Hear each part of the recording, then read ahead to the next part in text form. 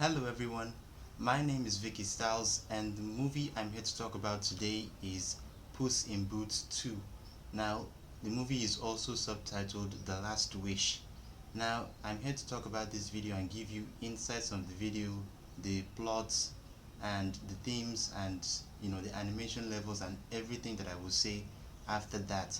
But before I get into details of this movie, please subscribe to this channel, like this video, comment and share after you're done watching. Then if you want to get notifications anytime I am uploading a new video to this channel, please click the bell notifications beside the subscribe button so you don't miss a thing from this channel. I do a lot of movie discussions, movie reviews and movie talks, so if you are interested in getting movie updates or just hearing some popular opinions about this movie, then click the subscribe button to this channel and stay subscribed to this channel.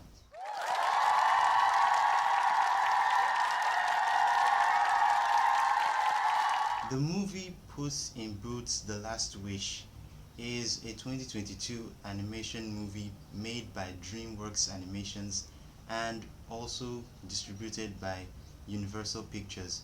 Now, this movie is a sequel to the first movie, which is Puss in Boots, and it is the 8th movie in the Shrek franchise. This movie was directed by Crawford.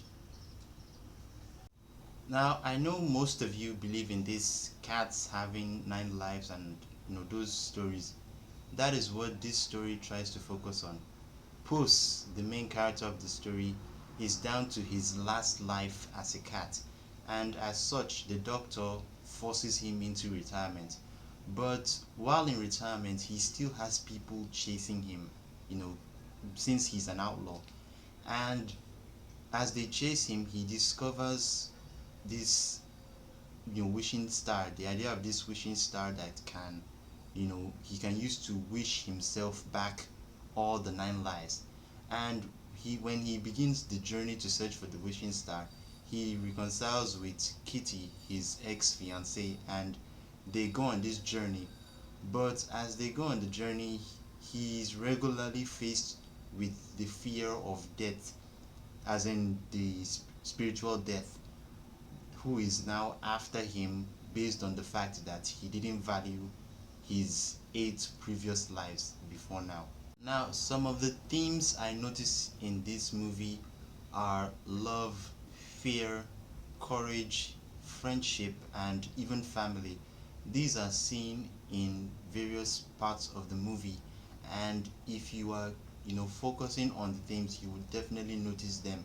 Now, some of the characters in this movie: Puss, the main character, who is normally reckless. In fact, even in this movie, it is shown in the beginning parts of the movie that he is indeed fearless and kind of careless with his life. And now he has to face the fact that he is in his last life as a cat, and so he's forced into retirement. But when death starts to chase him, death and some other foes though, when they start to chase him, he goes on this journey to find a wishing star in order to get his 9 lives back. But as he goes on this journey, he definitely realizes that even though he has 1 life left, he can still make the best of it, especially without putting himself in danger. Now, Death is also a character in this movie.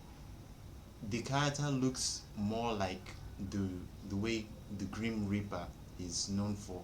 He wears this hoodie and all that. And in this movie, the character is actually a wolf. Now, Death goes about putting Puss in fear because, according to him, Puss didn't value the other 8 lives that he lived. So he just feels that, why don't we just do ourselves a favor and end it once and for all? So that's how Death feels, and that's the reason why Death goes about chasing and putting fear in Puss's heart. Now, Kitty is his ex-fiancée who he left on the altar, and as they reconcile, at first she doesn't, trust him, or maybe she pretends like she doesn't trust him. And as they go on this journey, they actually pour out their true feelings to each other. So they fall back in love, and well, at the end of the movie, they become, mates again. Now there are other characters in this story. I might not be able to mention all names, but I know Goldie and her three bears, Mama Bear, Papa Bear, and stuff.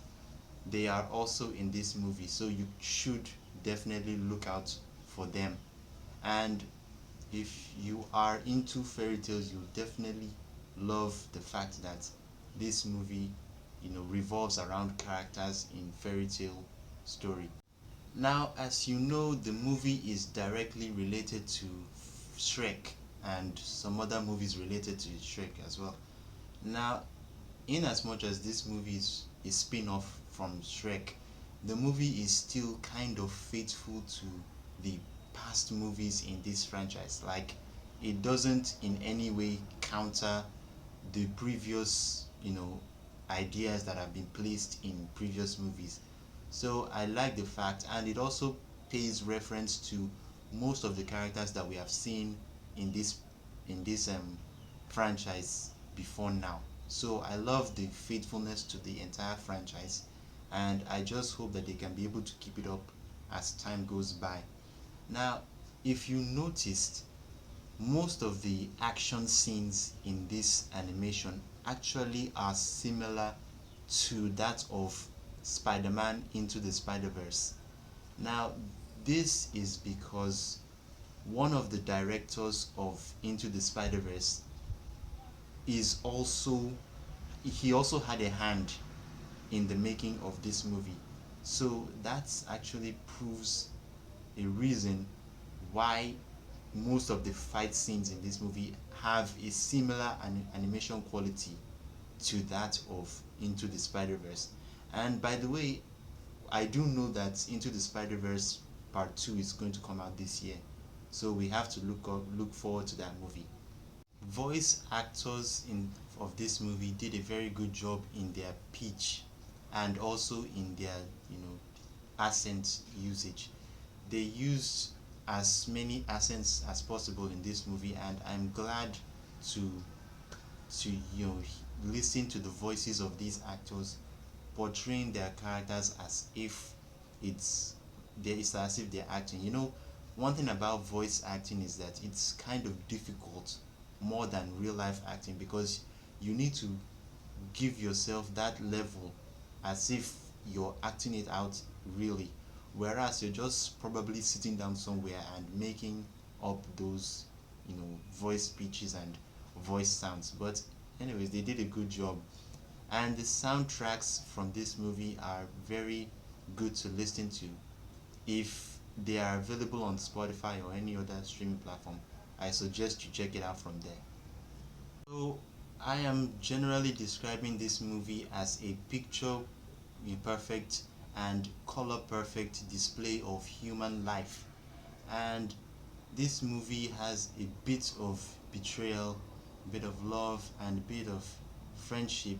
So you as a viewer, you should definitely check it out, because it is very interesting and it will, be good enough to watch with your kids. It has a lot of comedy, so the kids can definitely watch this movie, and they will definitely see it as a memory worth, you know, to a memory worth, to recall after some time.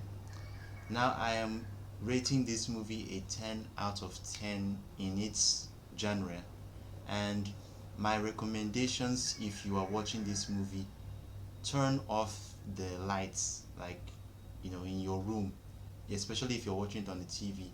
Turn off the lights and allow the color perfect picture to, intrigue you, you know. So that's my recommendation. Increase the brightness if you're using a phone to watch this movie, but if you're using your TV, just make sure the place is very dark, and I'm sure you will definitely enjoy this movie. Stay subscribed to this channel, like this video, make your comments, and share this video with your friends so they can also be getting regular movie updates from me. As for me, I am available on so many social media platforms. All you just need to do is click the description below and you'll be able to follow me on my social links there. And also some of my playlists. If you're into cartoons, there's a playlist for you. If you're into action, if you're into Netflix movies and all that, there's a playlist for you. So just check out that playlist and watch as many videos from this channel as possible. Thank you for watching this video. Make a comment and I will put it in my next video. Even if you don't make that comment here, if you make the comment in any other video, I will definitely put it in my next video. So until my next video, please stay safe and goodbye.